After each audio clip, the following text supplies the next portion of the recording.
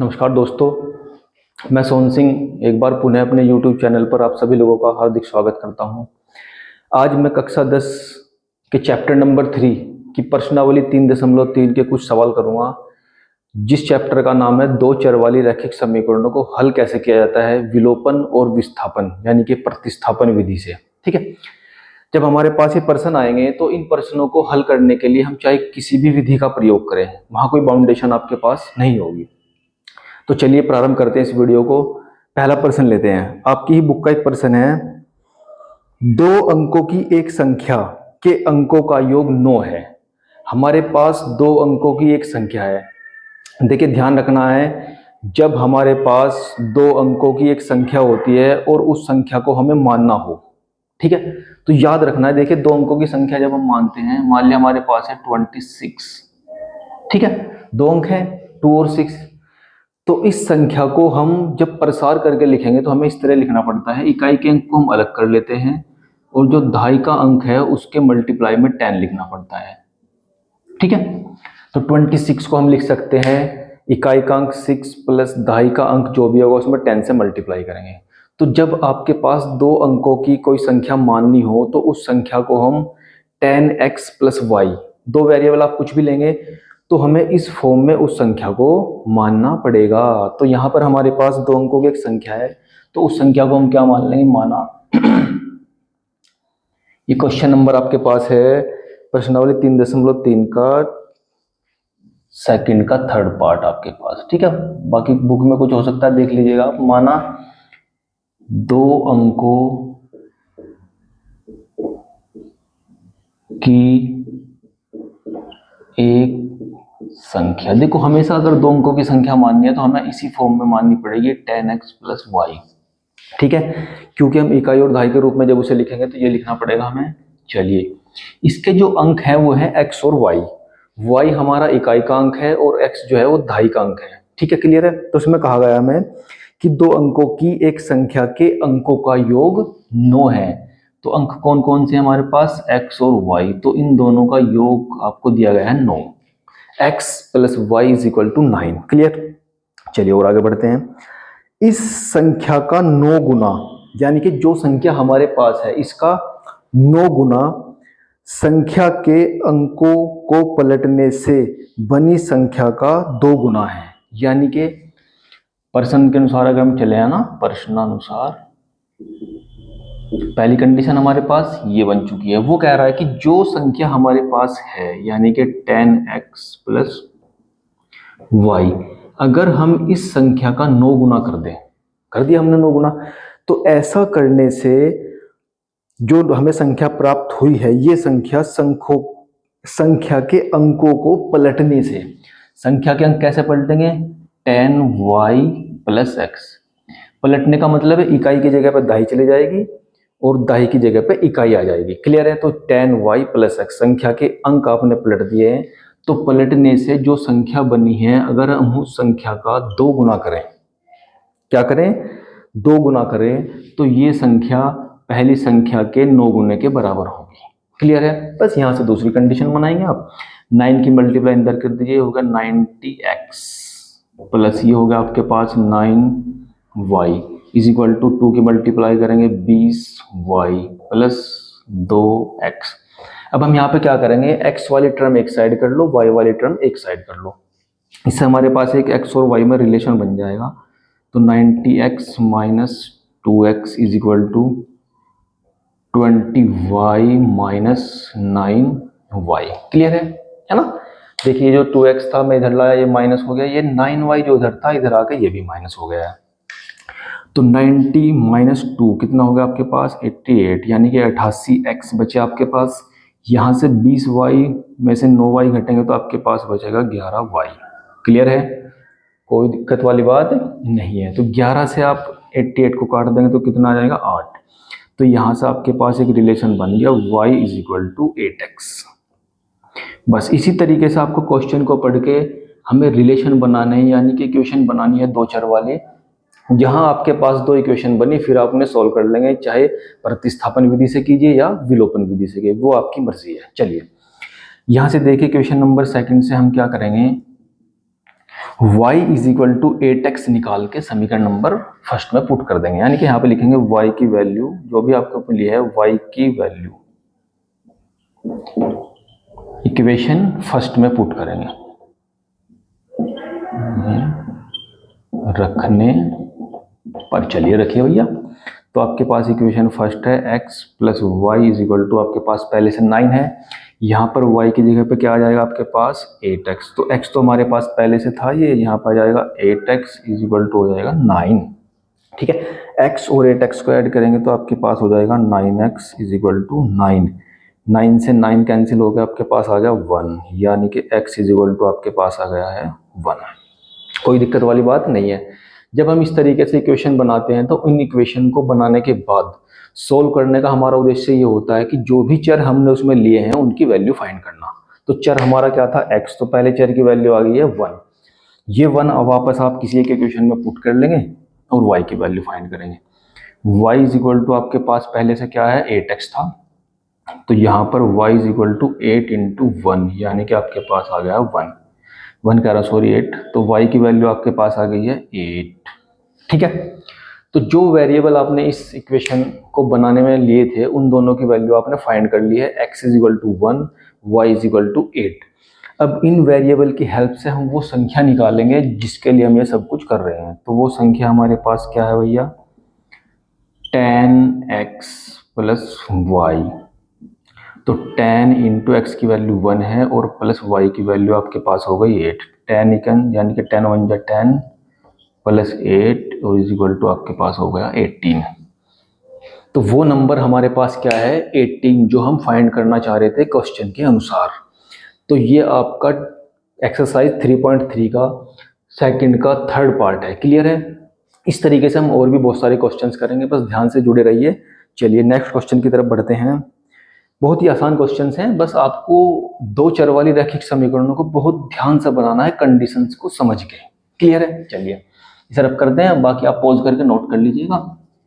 Next question आपके पास रहेगा, इसी तरीके से इजी रहेंगे सभी क्वेश्चन, घबराने की कोई बात नहीं है। चलिए स्टार्ट करते हैं, नेक्स्ट क्वेश्चन की तरफ बढ़ते हैं।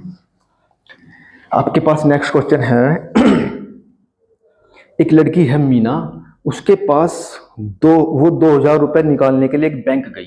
ठीक है, 2000 रुपए निकालने के लिए बैंक गई।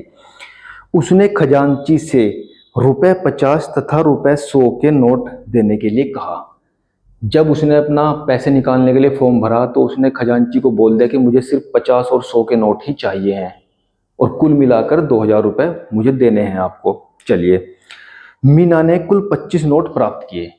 खजांची ने उसे 25 नोट दे दिए 50 और 100 के मिलाकर, लेकिन उसे ये मालूम नहीं था कि इसमें 50 के कितने नोट हैं और 100 के कितने नोट हैं। तो आपको पता है कि जब हमें कोई चीज़ उसमें मालूम नहीं होती तो उसे हम लेट यानी कि मान लेते हैं। तो मान लेते हैं, ये नेक्स्ट क्वेश्चन है दूसरे का फोर्थ पार्ट। तो हम मान लेंगे, माना रुपए 50 व रुपए 100 के नोटों की संख्या, नोटों की संख्या क्रमशः x और y है। ठीक है, क्योंकि जो नोट उसे बैंक से मिले हैं उन नोटों में उसे ये नहीं पता था कि 50 के कितने नोट है और 100 के कितने नोट है, वही हमें फाइंड करना है। तो उनकी वैल्यू को हमने मान लिया है कि 50 के नोटों की जो संख्या है वो x है और जो 100 के नोट है उनकी संख्या कितनी है y है, और कुल मिलाकर उसे कितने नोट मिले हैं 25 नोट है। इसका मतलब 50 के नोट प्रश्नानुसार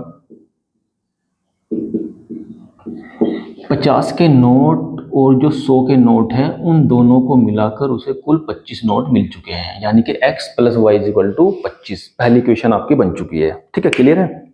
आगे बढ़ते हैं। अब उसे ये 50 और 100 के जो नोट हैं ये मिलाकर कुल कितने हजार रुपए मिले हैं 2000।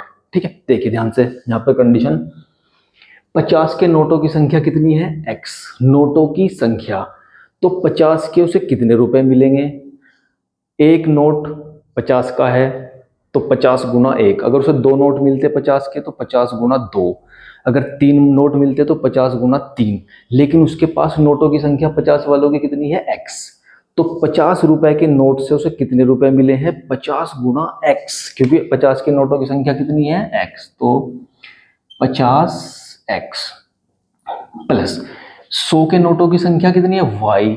तो टोटल जो 100 के नोट उसे पैसे देंगे वो देंगे 100 इंटू वाई, यानी कि 100 गुना y।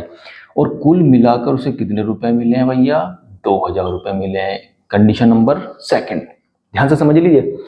50 के नोटों की संख्या x है, तो कुल 50 के नोट जो उसे मिलेंगे उनके द्वारा उसे कितने रुपए मिलेंगे? 50 गुना x। इसी तरह 100 के नोट से कितने रुपए मिलेंगे? 100 गुना y। और टोटल मिलाकर उसे कितने रुपए मिले हैं? 2000 मिले हैं। क्लियर है? तो टोटल मनी होगी आपके पास 2000। अब चाहो तो इन दोनों से 50 कॉमन लेके इक्वेशन को थोड़ा सा छोटा कर सकते हैं। x 50 दूनी 100, यहाँ पर 2y बचेगा और आपके पास हो गया है यहाँ पर 2000। 50 से आप जब 2000 को कैंसिल करेंगे यहाँ पर तो आपके पास आ जाएगा 40। ठीक है, 50 की गुणा 40 में करेंगे तो 2000 ही तो आता है। तो इक्वेशन बन गया आपके पास x plus 2y is equal to 40। Equation number, वो भी सेकंड ही थी है ना, कोई बात नहीं, तो थोड़ा सा सोल्व करके हम आगे बढ़ गए सेकंड। बस जहां आपके पास इन क्वेश्चन में इक्वेशन बनी तो काम रफू चक्कर हो जाएगा। देखिए दोनों इक्वेशन को हम ऊपर और नीचे रख के सोल्व करेंगे। ये आपके पास 20, ये था आपके पास, चलिए इसे मान लेते हैं फर्स्ट 40 हो गया। इसके नीचे आपको फर्स्ट इक्वेशन रख लीजिए, इक्वेशन को किसी भी जगह रख लीजिए, कोई दिक्कत वाली बात नहीं है। फर्स्ट को ऊपर रखो, सेकंड को। अब हमारा काम क्या था कि किसी भी एक वेरिएबल को इक्वल कर लेते हैं, लेकिन यहाँ तो पहले से एक वेरिएबल इक्वल है x। क्लियर है? लेकिन दोनों के साइन सेम है तो साइन हमें बदलने पड़ेंगे। तो ये हो जाएगा माइनस, ये हो जाएगा माइनस, ये हो जाएगा माइनस, ये हो जाएगा कैंसिल। 2y से 1y को माइनस करेंगे, 1y बचेगा। 40 से 25 को माइनस करेंगे तो 15। तो एक वेरिएबल की वैल्यू निकल चुकी है जो आपने माना था y। y की वैल्यू किसी एक इक्वेशन में रख के x की वैल्यू निकाल लेंगे। देखिए x प्लस y आपके पास बराबर कितना है? 25। तो यहाँ x प्लस y की वैल्यू रखेंगे 15 हो जाएगा और 25 हो जाएगा। 15 उधर जाकर क्या कर देंगे आप? माइनस कर देंगे। तो यहाँ से x की वैल्यू आपके पास आ गई है 10।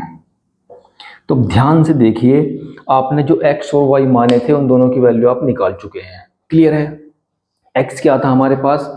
50 के नोटों की संख्या x थी, तो इसका मतलब 50 के नोट कितने हैं हमारे पास? 10। कुल मिलाकर 10 गुना 50, 500 रुपए मिले हैं उसे 50 के नोट से। 15 नोटों की संख्या किन की है? 100 के नोट। तो 100 गुना 1500 करेंगे, 100 गुना 15, क्योंकि 100 के नोट 15 है तो 1500 और 500 कितने हो जाएंगे? कुल मिलाकर 2000 रुपए उसे देने हैं। तो इस तरीके से आप कंडीशंस क्वेश्चन के अनुसार पढ़ेंगे और उसकी इक्वेशन बनाकर उसे सॉल्व करेंगे। बहुत ही ईजी काम है, डरने वाली कोई बात ही नहीं है। चलिए थोड़ा और आगे बढ़ते हैं। अब नेक्स्ट एक्सरसाइज पे बढ़ते हैं। नेक्स्ट एक्सरसाइज के जो क्वेश्चंस अलग होंगे मैं वही कराऊंगा, ठीक है, क्योंकि उसके आधार पर आप दूसरे क्वेश्चन भी बहुत इजीली कर लेंगे। चलिए नेक्स्ट एक्सरसाइज की तरफ बढ़ते हैं। इस एक्सरसाइज में यही दो क्वेश्चन अलग थे, बाकी मैंने पिछली वीडियो में आपको बता दिए थे, वो क्वेश्चन भी आप ध्यान से देख लेना। चलिए नेक्स्ट क्वेश्चन की तरफ आप बढ़ते हैं। हमारे पास एक नेक्स्ट क्वेश्चन है, प्रश्नावली 3.4 के पास है। ये इसे बदल लेते हैं। यहाँ पर प्रश्नावली होगी आपके पास 3.4। क्लियर है? चलिए बहुत ही आसान सवाल है। आपके पास एक सूत्र होता है, चाल बराबर दूरी बटे समय। चाल बराबर दूरी बटे समय। ये सूत्र आप साइंस में भी पढ़ते हैं, मैथ में भी पढ़ते हैं, दोनों जगह काम आता है। ठीक है, चाल यानी कि स्पीड इज इक्वल टू दूरी यानी कि डिस्टेंस अपॉन समय यानी कि time, S is equal to होता है डी अपॉन टी। इस सूत्र के आधार पर हमारा यह सवाल है। ठीक है, सवाल कुछ इस तरीके से है, एक राजमार्ग पर दो स्थान है ए और बी। दो स्थान है ए और बी, देखिए आप ध्यान से, ए और बी। उसने क्या कहा है कि इन दोनों स्थानों के बीच की जो दूरी है वो 100 किलोमीटर है। दो शहर हैं, कुछ भी मान सकते हैं आप, उन दोनों शहरों के बीच की दूरी आपको 100 किलोमीटर दे दी गई है। एक कार ए से तथा दूसरी कार बी से एक ही समय पर चलना प्रारंभ करती है। इन दोनों लोकेशन पर अलग अलग जगह, यहाँ पर एक कार खड़ी है, यहाँ पर दूसरी कार खड़ी है। क्लियर है? थोड़ा सा इधर को लिख लेते हैं क्योंकि वहाँ आगे जरूरत पड़ेगी। इन दोनों जगह पे दो कार खड़ी है, उन दोनों कारों ने चलना प्रारंभ कर दिया। पहली कंडीशन, यदि कारें भिन्न भिन्न चालों से एक ही दिशा में चले। देखो इन दोनों कारों की हमें चाल मालूम नहीं है, ठीक है, तो उसने कहा कि दोनों कारों की चाल भिन्न भिन्न है। भिन्न भिन्न तो है लेकिन पता तो नहीं है ना, तो हम क्या कर लेंगे, उन दोनों की चाल को मान लेंगे। माना दोनों कारों की चाल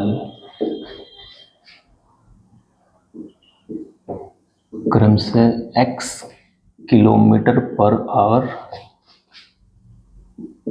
और y किलोमीटर पर आवर है। ठीक है जी, क्योंकि वो हमें पता नहीं है तो दोनों की चाल हमने क्या मान ली, एक पहली जो कार है उसकी चाल मान ली x किलोमीटर प्रति आवर है, दूसरी कार की जो चाल है वो मान ली हमने y किलोमीटर प्रति आवर है। ठीक है, उन्होंने एक ही दिशा में चलना प्रारंभ कर दिया। तो जब उन्होंने एक ही दिशा में चलना प्रारंभ किया तो दोनों एक ही साइड में जा रही हैं। ठीक है, तो जब वो दोनों एक ही साइड में जा रही हैं तो वो एक दूसरे से 5 घंटे बाद मिली। कितने घंटे बाद मिली? 5 घंटे बाद। यानी कि हमें टोटल टाइम पता है जितने समय बाद वो एक दूसरे से मिली हैं। क्लियर है? चलिए, तो जब वो दोनों कार यहाँ से चलना शुरू करेंगी तो ये यहाँ से चलना शुरू करेगी, यहाँ से चलना शुरू करेगी। हमें ना मान लिया कि बीच में इधर चलते वक्त कहीं एक पॉइंट सी है जहाँ पर वो दोनों आकर मिल गई। यहाँ पर दोनों कार का मीटिंग पॉइंट यहाँ पर हो गया। जब वो कार यहाँ से चलेगी तो चलते वक्त ये कुछ ना कुछ दूरी जरूर रही होगी। क्लियर है? तो इस दूरी को हम कुछ भी मान लेते हैं। हम मान लेते हैं इस दूरी को, भैया ये दूरी है यहाँ से यहाँ तक स्मॉल a, क्योंकि जब वो उस साइड चलेगी तो कुछ ना कुछ दूरी जरूर चलेगी। देखिए ध्यान से, ये वाली कार जब यहाँ से चलेगी तो चलते वक्त जब यहाँ पहुंचेगी तो इसकी कुल डिस्टेंस चली हुई हो जाएगी 100 + a। क्लियर है? जो B से कार चलेगी उसकी कुल डिस्टेंस होगी ये, क्योंकि वो तो यहाँ से चलना शुरू करती है, इसका तो कोई मतलब ही नहीं है। तो जब वो B पॉइंट से चलेगी तो उसके द्वारा चली गई दूरी हो जाएगी सिर्फ और सिर्फ a। क्लियर है? चलिए देखते हैं, हमारे पास चाल बराबर दूरी बटे समय। क्लियर है? चलिए पहली कार की बात करते हैं। प्रथम कार के लिए बात करते हैं। पहली कार की जो चाल है वो कितनी है? x। चाल बराबर दूरी, इस कार ने कितनी दूरी चल दी भैया? यहाँ पर 100 + a बटे समय कितना लगा है भाई? समय तो दोनों को 5 ही घंटे लगेंगे। जब वो एक दूसरे से 5 घंटे बाद मिलेंगे तो इसका मतलब दोनों 5 घंटे लगातार चले हैं। तो चाल बराबर दूरी इसकी हो गई 100 + a, समय हो गया इसका 5 घंटे। क्लियर है? क्रॉस मल्टीप्लाई कीजिए, आ जाएगा 5x = 100 + a। हम यहाँ से क्या करेंगे, a की वैल्यू निकाल लेंगे तो 100 इधर आकर क्या हो जाएगा? माइनस। तो 5x - 100 = a। तो यानी कि हमें कहीं a की जरूरत पड़ेगी तो वहाँ पर a की वैल्यू 5x - 100 रख देंगे। क्लियर है? चलिए अब चलते हैं वापस उस कंडीशन में, दूसरे वाली कार की। दूसरे वाली जो कार है वो किस हिसाब से चल रही है? उसकी चाल है y। ठीक है, सेकंड कार, चाल बराबर दूरी कितनी है? देखो दूसरी कार की चाल थी y, दूरी उसने चली है a, तो दूरी बटे समय कितना लगा उसे भी भैया? 5 ही लगा उसे, तो क्योंकि दोनों सेम ही तो समय लेंगे जब एक दूसरे से जाकर मिलेंगे। क्लियर है? तो यहाँ से 5 की क्रॉस मल्टीप्लाई करेंगे तो a = आ जाएगा 5y। कोई दिक्कत वाली बात नहीं है। अब ध्यान से देखिए, हमने वहां भी a की = मानना है। a कितना निकला है हमारे पास? 5x - 100। यहाँ से a की वैल्यू क्या निकली है? 5y। तो ये जो a की वैल्यू 5y है हम a की जगह पर पुट कर देंगे। ठीक है, तो यहाँ पर जब हम इसकी वैल्यू पुट करेंगे, देखिए यहाँ पर ये इक्वेशन आपके पास चेंज होकर हो जाएगी 5x - 100 = 5y। ध्यान से देखिए क्या किया मैंने, 5x - 100 एज टी रहा। ये जो a है, a की जगह पर मैंने 5y की वैल्यू पुट कर दी। a की, यहाँ पर a की वैल्यू पुट करना इसलिए जरूरी है क्योंकि a हमने अलग से मानना पड़ा है। ठीक है, तो 5x को उधर लाइए, 100 को उधर ले जाइए, तो 5x minus 5y is equal to हो गया 100। दोनों से आप 5 को कॉमन ले लीजिए, x minus Y is equal to हो गया 100। 5 से 100 को डिवाइड करेंगे तो 20 पंजे 100, यानी कि x माइनस वाई आ गया is equal to 20। Equation number first. क्योंकि हमें जो इक्वेशन थी वो x और y में निकालनी है, हमें दोनों कारों की चाल निकालनी है, तो चाल के अलावा जो भी इक्वेशन में बच रहा है उसे सबको रिमूव करना पड़ेगा। क्लियर है ना? चलिए, दूसरी कंडीशन क्या है, ये क्या कर रहे थे, दोनों कार एक ही दिशा में जा रही थी। अब दोनों कार एक दूसरे के अपोजिट आ रही हैं, और जब अपोजिट चल रही हैं तो उन्हें एक दूसरे से मिलने में कम समय लगा, क्योंकि एक दिशा में जाएंगी तो ज़्यादा समय लगेगा मिलने में। जब दोनों कारें एक ही दिशा में चल रही हैं तो उन दोनों को एक दूसरे से मिलने में पूरा 1 घंटा लगता है।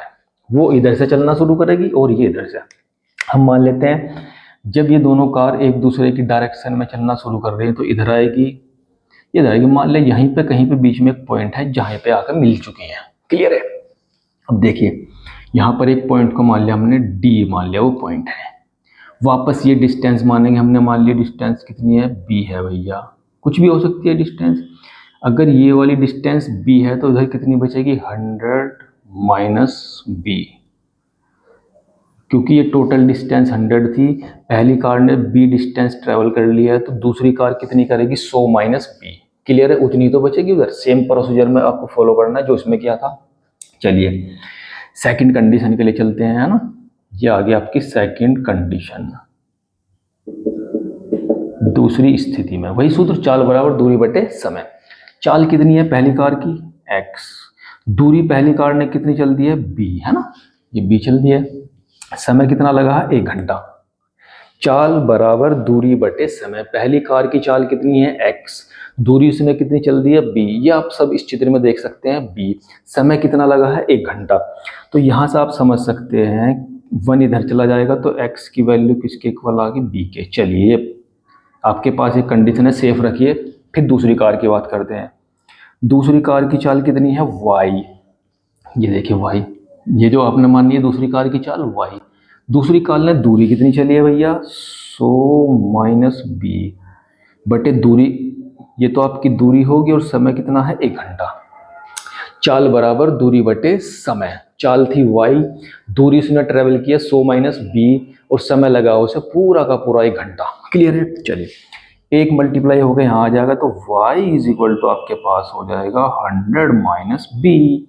अब आप ध्यान से देखिए b किसके इक्वल है, x इक्वल है, तो ये b की वैल्यू यहाँ पर पुट कर देंगे तो y इज इक्वल टू हो जाएगा 100 माइनस x। क्लियर? ये x इधर रिमूव होकर आएगा तो प्लस हो जाएगा, तो x plus y is equal to होगा आपके पास 100। Very easy. ठीक है, बस मैंने आपको बताया जहां 2 कंडीशन बनी, यानी कि 2 इक्वेशन आपने बनाई, उसके बाद तो सिर्फ विलोपन या प्रतिस्थापन विधि से आपको सिर्फ सॉल्यूशन देना है। क्लियर है? मेन चीज है उन इक्वेशंस को बनाना। ठीक है, चलिए अब हम इन दोनों इक्वेशंस को सॉल्व करते हैं। ये आपकी फर्स्ट इक्वेशन और ये equation number second. On solving equation first and second, चलिए करते हैं। एक इक्वेशन को ऊपर रखेंगे, x plus Y is equal to 100। एक इक्वेशन को नीचे रखेंगे, x minus Y is equal to 20। यहाँ पर y पहले से कैंसिल होगा क्योंकि दोनों के साइन अलग अलग है, पहले से चेंज करने की कोई ज़रूरत ही नहीं है। ठीक है, x और x दोनों ऐड हो गए, कितना हो गया, 2x इज इक्वल टू, दोनों को ऐड करेंगे 120, तो x इज इक्वल टू हो जाएगा 120 अपॉन 2 से डिवाइड कर देंगे तो कितना आ जाएगा यहाँ पर 60। तो x इज इक्वल टू आपके पास आ चुका है बहुत ही आसानी से 60। x ही तो निकालना था हमें। ठीक है, बस x निकला तो y भी निकल जाएगा, कोई दिक्कत वाली बात ही नहीं है भैया। x की वैल्यू कहाँ पर पुट करेंगे, x का मान, देखिए सब चीज़ लिखते रहना। x का मान समीकरण जिसमें भी आप रखना चाह रहे हैं, समीकरण फर्स्ट में रखने पर, समीकरण फर्स्ट आपके पास थी x minus Y is equal to 20। यहाँ पर x की वैल्यू आप कितनी रख देंगे 60 minus Y is equal to 20 minus y 60 को आप उधर ले जाएंगे माइनस हो जाएगा तो minus Y is equal to आ गया माइनस 40 माइनस से minus cancel y is equal to आ गया 40 किलोमीटर पर आवर। जो पहली कार थी उसकी चाल है 60 किलोमीटर पर आवर। यानी कि जो कार इन परिस्थितियों में ट्रैवल कर रही थी, ट्रैवल करते वक्त हमें उनकी चाल नहीं पता थी। एक बार वो दोनों एक ही दिशा में गई, फिर दोनों विपरीत दिशा में आई, दोनों अलग अलग कंडीशन से हमने उनकी दो इक्वेशन फाइंड कर ली। फिर जैसे ही आपको दो इक्वेशन मिली, फिर हमने उन्हें विलोपन विधि से हल करके x और y की वैल्यू जो निकाली है वही हमारी उन दोनों कारों की चाल है जो ऑन द स्पॉट हमें उस क्वेश्चन में मिली थी। क्लियर है? चलिए इसी के साथ थोड़ा सा और आगे बढ़ते हैं। जो अलग टाइप के क्वेश्चन है वो मैं आपको समझा दे रहा हूँ, क्योंकि इसमें बहुत सारे क्वेश्चन हैं जो एक जैसे भी हैं, उन्हें आप एक दूसरे से रिलेट करके समझ लेना। क्लियर है? चलिए, हाँ एक सवाल हो रहा है भाई, धारा वाला सवाल। जब कोई नाव पानी में चलती है तो वो किस तरीके से ट्रैवल करती है नाव में चलते वक्त। ठीक है, इसे भी ध्यान से समझना, अलग टाइप का क्वेश्चन है। पॉज करके सब कुछ नोट कर लेना। ठीक है, चलिए आगे बढ़ते हैं। इजी वे में समझेंगे उसे भी, ये भी थोड़ा आसान ही था, इतना भारी क्वेश्चन नहीं था। अगर आप ध्यान से समझेंगे दिमाग लगा के तो बहुत ही आसान नजर आएगा क्वेश्चन। चलिए अब आगे बढ़ते हैं। देखिए, जब कोई नाव यानी कि बोट पानी में चलती है, अगर वो पानी की दिशा में चलेगी, यानी कि जिधर पानी जा रहा है उधर ही नाव जाए, तो उसकी स्पीड बहुत ज़्यादा हो जाएगी, क्योंकि दोनों की चाल आपस में ऐड हो जाएगी। तो ऐड होने का मतलब है दोनों एक ही दिशा में जा रही हैं, तभी तो ज़्यादा चाल हो जाएगी। और जब नाव पानी की धारा के उल्टे चलेगी, नाव पानी की धारा इधर नाव इधर, तो इसका मतलब नाव की चाल कम हो जाएगी। बहुत मुश्किल से वो नाव अपने गंतव्य स्थान तक पहुंच पाएगी। उस स्थिति में हम क्या करेंगे, नाव की चाल से धारा की चाल को माइनस करेंगे। नाव की चाल से ध्यान रखना है, जो नाव है नाव की चाल से धारा की चाल माइनस करना है, तभी तो नाव ट्रेवल करेगी। ठीक है, अगर हम धारा की चाल से नाव की चाल माइनस करेंगे तो फिर तो नाव धारा के साथ ही बह जाएगी। इसका मतलब साफ है कि हमें नाव की चाल से धारा की चाल को माइनस करना पड़ेगा। ठीक है, जब हम उनकी आपस में कंपेयर करेंगे। देखिए क्वेश्चन कुछ इस तरीके से है। एक लड़की है रितु, वो धारा के अनुकूल 2 घंटे में 20 किलोमीटर तैर सकती है। यानी कि धारा की दिशा में, अनुकूल का मतलब होता है धारा की दिशा में वो लड़की कितना ट्रेवल करती है, 20 किलोमीटर ट्रेवल करती है 2 घंटे में। ठीक है, तो हम क्या करेंगे, मान लेंगे, माना ये जो भी क्वेश्चन होगा आपका इसी एक्सरसाइज का या अगले अभ्यास का 3.5 का भी हो सकता है और 4 का भी हो सकता है। ठीक है, नई किताब में। तो हम मान लेंगे, माना नाव की चाल माननी पड़ेगी शांत जल में। शांत जल में नाव की चाल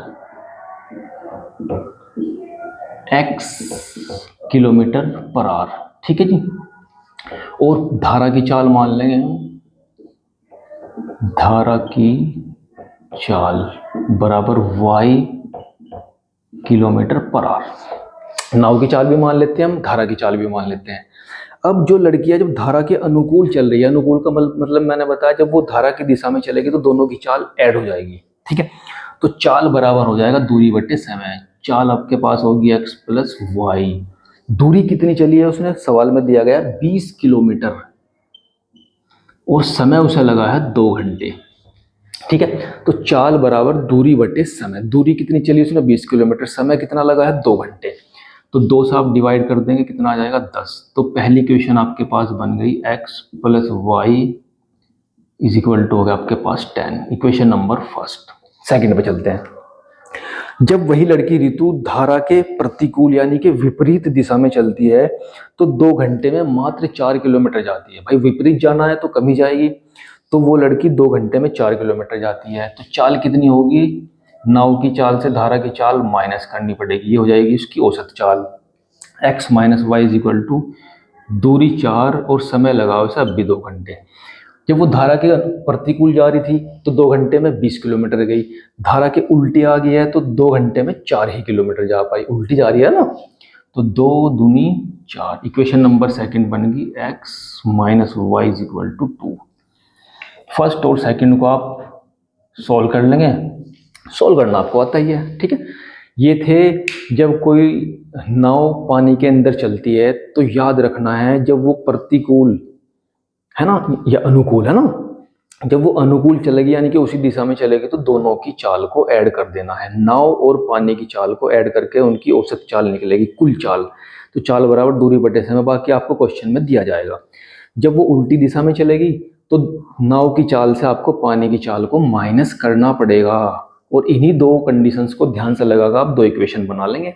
फिर उन्हें विलोपन विधि से या प्रतिस्थापन विधि से हल करके x और y की वैल्यू निकाल लेंगे। x क्या है हमारे पास, नाव की चाल है, y क्या है, धारा की चाल है। यही हमें क्वेश्चन में फाइंड करनी है। क्लियर है? चलिए नेक्स्ट क्वेश्चन पे बढ़ते हैं। बहुत ही शानदार क्वेश्चन है और अपने आप में अलग क्वेश्चन है, ठीक है। इन सबसे हटके सवाल है ये। सवाल कुछ इस तरीके से है, 2 महिलाएं तथा 5 पुरुष एक कसीदे के काम को साथ साथ 4 दिन में पूरा कर सकते हैं। कोई काम है कसीदे का, उस कसीदे के काम को करने के लिए 2 महिलाएं और 5 पुरुष लग गए, वो उस काम को 4 दिन में पूरा कर पा रहे हैं। क्लियर है? बहुत ही अलग सवाल है, ध्यान से समझना। मैं आपको इसकी इक्वेशन बना के दूंगा, सॉल्यूशन आपको खुद ही करना है, या अगर वीडियो में समय बचा तो मैं सॉल्यूशन भी कर देता हूँ, ठीक है। चलिए, 2 महिलाएं तथा 1 पुरुष एक कसीदे के काम को 4 दिन में पूरा करते हैं। जब इस टाइप का क्वेश्चन आपके पास आएगा तो आपको क्या करना है, ये मान के चलना है कि वो एक महिला एक दिन में उस काम को एक काम को करने में कितना समय लेगी, ये हम मान के चलेंगे। हम मान लेंगे कि वो उसे करने में x दिन ले लेगी, अगर एक महिला उस काम को करेगी तो, ठीक है। ये मान के चलना पड़ेगा, ठीक है। तो माना एक महिला एक काम को, जो भी वो काम है, करने में x दिन लेती है। हमने ये मान लिया कि जिस काम को वो पुरुष और महिला दोनों आपस में मिलकर 4 दिन में कर रही थी, तो मैं सिर्फ ये मान के चलता हूं कि अगर वो अकेली महिला उस काम को करती तो वो उसे x दिन में पूरा कर लेती, ठीक है। क्लियर है? अब मैं ये निकालूंगा कि एक महिला एक दिन में कितना काम करती है। एक महिला x दिन में उस एक काम को खत्म कर देती है। क्लियर है? अब मैं ये निकालूंगा यहां से कि ये जो एक महिला है, ये एक दिन में कितना काम करती है भैया। एक दिन में एक महिला द्वारा एक दिन में किया गया काम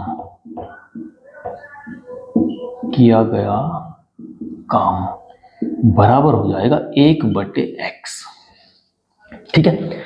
एक महिला द्वारा एक दिन में किया गया काम होगा 1/x, क्योंकि x दिन में जब वो एक काम को पूरा कर रही है तो एक दिन का जब हम काम निकालेंगे तो ये x 1 के अपोन में चला जाएगा, 1/x। अब महिला हमारे पास है कितनी, 2 महिला है भैया। अगर आपने महिला का समझ लिया तो पुरुष का भी समझ में आ जाएगा। महिला द्वारा एक दिन में किया गया काम कितना हो जाएगा, 2/x। क्लियर है? ये 2 महिलाओं द्वारा एक काम को करने में लिया गया समय है 2/x। क्लियर है? तो हमारे पास इसी तरीके से पुरुष भी हैं। पुरुष उस काम को हमने मान लेते हैं कितने दिन में करता है। माना एक पुरुष एक काम को करने में y दिन लेता है,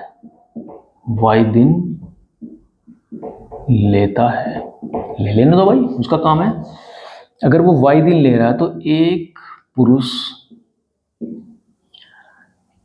एक दिन में कितना काम करेगा, ठीक है। एक पुरुष द्वारा एक दिन में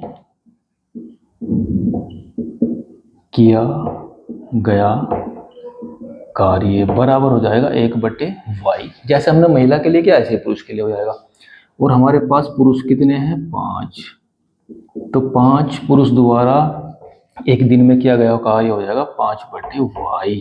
क्लियर है?